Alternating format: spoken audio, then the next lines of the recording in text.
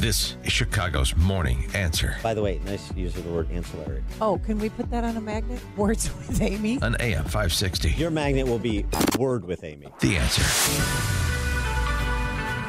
Top of the morning, Dan and Amy. We're coming to you from Woodland Windows and Doors in Roselle, part of our AM 560 Signature Bank Business Tour. We'll be talking to the president of Woodland, Ken Mariotti, at the top of the 8 o'clock hour. Yeah, they do more than windows and doors. They do siding.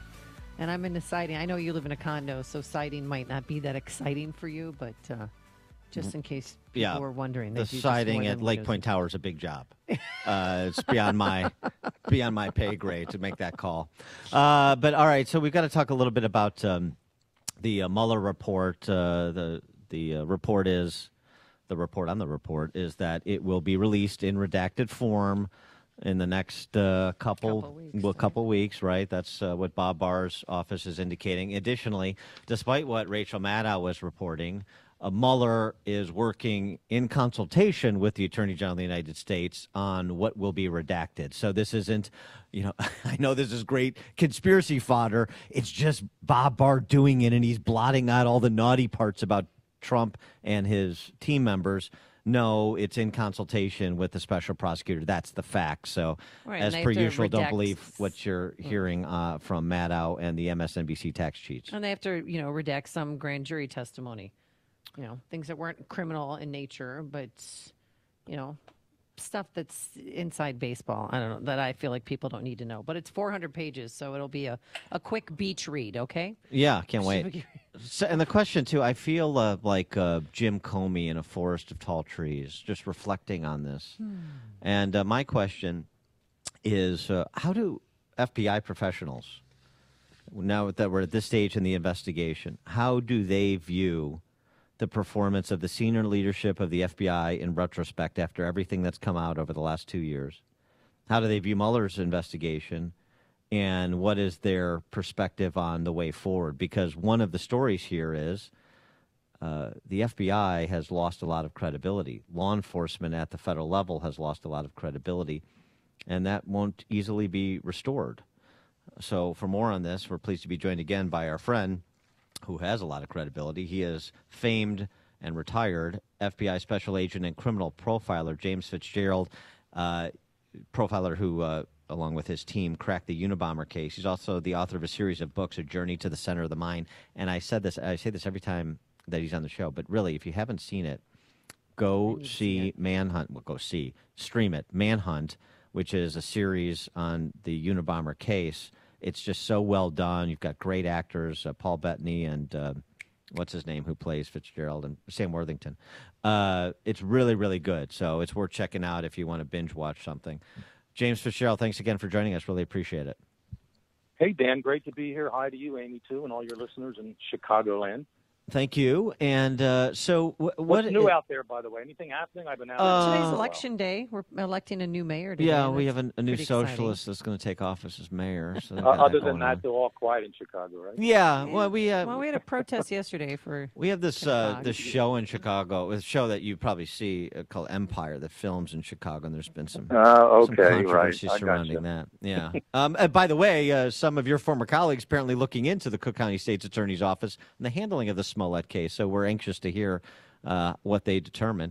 But maybe we'll get to that. But I want to get your take on what I suggested at the outset, sort of reflecting back on everything that's transpired between Justice and the FBI from the end of the Obama administration to the summary of the Mueller report that in Barr's letter last weekend before last. What's your perspective on the last 2 years?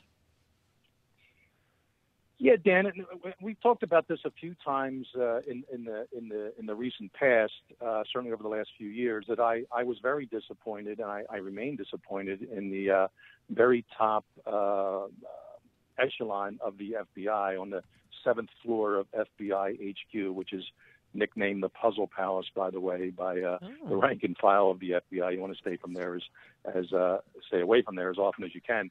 So I've been very disappointed in the cabal that sort of ran this entire pseudo investigation from the earliest days. And I certainly feel that way from everything I've seen and heard officially and even unofficially. But I will wait for Horowitz's report. He's the Inspector General. That in the next several months, a report's supposed to come out about how the providence and the origination of that entire aspect of the investigation, to include the FISA warrants, et cetera. But it seems like really there were people involved working under Comey that got way beyond what they are charged with doing in their jobs, and they made my former agency very, very political, which it should not be. And we heard about J. Edgar Hoover over the years and what the political machinations he undertook to keep certain senators and even presidents in step with him. But to me, what I've seen and heard so far from about 2016 on for the next few years, supersedes that by many, many levels. So I do want to wait until any final report comes out, and of course any other Senate investigations that may take place. But it certainly seems that there was some untoward behavior, unprofessional behavior. Not to mention the text messages, which we have in print from Strzok and his lover Page. Right, but because of those, but sorry for interrupting, but because of those text messages, and they seem politically motivated, how can the FBI regain our trust? Well, Amy, you beat me to what I was about to say, and I haven't heard this stated yet publicly, and I'm going to put it out for the first time. We now know, based on the 4-page summary report that Bill Barr put out in the last 9 days or so, that there was no collusion, there was no obstruction of justice. And I want to say here that it may have been the 25 or so FBI agents that were assigned to this to the Mueller special prosecutor team, the task force that was assembled. It may have been some of these rank and file agents that actually, they dealt with nothing but the facts. They dealt with nothing but where the evidence took them. And despite Mueller and whatever his political affiliation may be, or despite what the dozen or so, apparently, Hillary supporting prosecutors working for him, it may have been the FBI agents, and I consider myself among that group, work and file. I was a first-level supervisor, profiler at the BAU. It may be folks just like me back in the day that are there now, which I've always said 99.9% of the FBI agents and the analysts out there are myopic. They have horse blinders on. Give me the facts, nothing else. I don't need this political BS. And they, in fact, get the job done. And it may be the FBI agents themselves on this special prosecutor team actually went a long way to slowly bring back the reputation of the Bureau, which it deserves among the vast majority of the people within it, as opposed to the Comey and his cabal when this whole thing was being run from the very top. Yeah, there's a desire among many, understandable from my view, to go back to the end of the Obama administration. We still don't know who illegally unmasked General Flynn. There are a lot of questions about unmasking that was going on, potentially by Susan Rice and Samantha Power at the end of the Obama administration. There are questions about how Loretta Lynch ran DOJ. There are questions, obviously, about Hillary Clinton's dealings as Secretary of State, particularly with interests that acquired 20% of America's uranium. Do you think that it would be fruitful for Bob Barr, in concert with Christopher Wray, to revisit any or all of those issues? Absolutely, yes. And whether it's another special prosecutor that's set up, whether it takes place in the DOJ, FBI itself, I think all of these factors have to be looked into. And it won't be the same FBI agents, of course, but the same mentality will exist within this next investigation that say, just give us the facts, let us know what happened, let us connect any dots if they're meant to be connected, and let's put this part of the case together too. And everything we had under Comey from 2016 on has to be looked at under a microscope. All the emails, other text messages that, of course, the public hasn't been made aware of yet. Let's look at these. Let's get some witnesses on board. And someone among them, and I've said this, I think, before on your show, someone's going to be offered a deal and say, look, there's a lot of people that may be getting indicted, arrested, even going to jail. You want to cooperate up front, we can make it easier for you. And that's very legal. Prosecutors do it all the time. And there may be one person that comes out. The Watergate investigation had John Dean. let's see who the person is in this new investigation coming up. And who knows, that person may have already been identified and established, and that person's providing information already. So, yeah, it's incumbent upon our government and our political leaders, our DOJ, quite frankly, to look at this in an objective way and try to get to the bottom of exactly what happened here and make sure.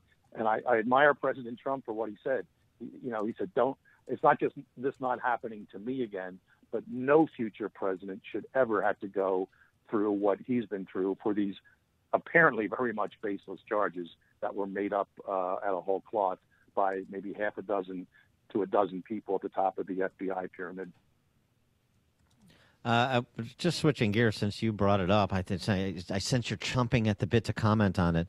One of the charges of the FBI, certainly we know this in Chicago, is to root out public corruption and corrupt public officials.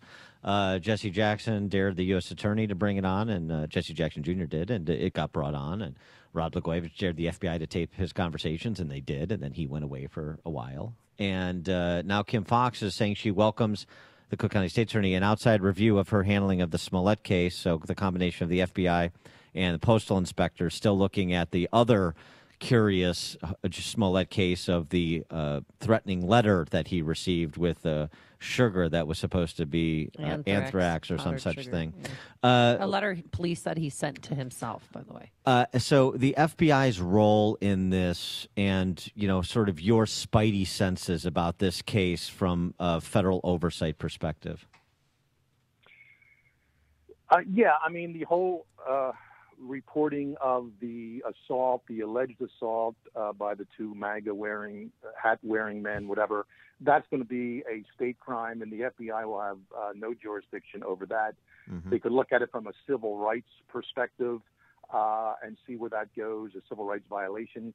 But what they're going to focus on, it seems for now, is what I've been doing in 11 years in retirement, but also for after the Unabomb case for the second half of my career as a profiler and a forensic linguist, and that is looking at anonymous threatening communications. There are less and less letters being sent in the mail anymore. People don't write anymore. And I got to tell you, cut and paste lettering out of magazines in the last 2 decades, that's the rarest of the rare. And every case I ever worked in which it was a cut and paste type of scenario, the person sent it him or herself or had someone close to them do it for whatever the motivation may be. So I would be very surprised if this was anything. Why not just do it from your own computer? Why not just handwrite it? If you have no connection with the recipient, in this case, Jesse Smollett, why not just write it by hand? Well, come on, that's not. They could have a handwriting analysis. Say this, you wrote this to yourself. No, now, the cut and paste. No, is it's theatrical. No, it's theatrical. It's from Mel Gibson's 1996 movie Ransom. I mean, this is classic Mel Gibson cinema. I think it's fantastic. And life borrows from art all the time, right? So exactly. That's what we have here. But what about Kim Foxx's decision making in that area of scrutiny by the FBI? Yeah, like Gary Hart found out back in the 80s, be careful what you ask for when he challenged the media to follow him around to find his girlfriend, him with other women, whatever. Be careful what you ask for, and she's done that here. And I know there's other politicians or former politicians or attorneys general in Illinois that are basically advocating for this type of investigation. Corruption in Chicago and Illinois, I'm not sure how that can be found out in that regard. A lot of great politicians and folks there too, don't get me wrong, but I know your city does have a history of that. And where Kim Foxx fits into all this, I think some sort of independent agency, as long as she's invited it to come in and do it, let's have them take a look at her and see where it takes everything. And the facts will once again fall where they may, and she'll have to answer the questions. She does have prosecutorial discretion in terms of making these types of decisions, in terms of charging someone, not charging someone, reducing crimes and plea agreements, whatever.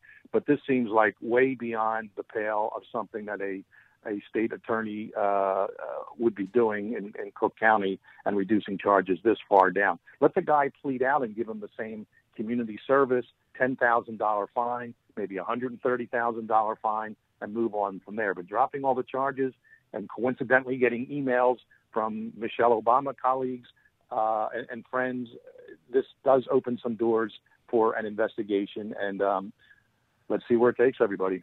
Right, it raises a specter of inducement of some sort. All right, and just I'm sorry, just one correction there, Jim. We've had a bit of a dry spell on great politicians since Lincoln. So you don't need to qualify that there's great politicians here because there's.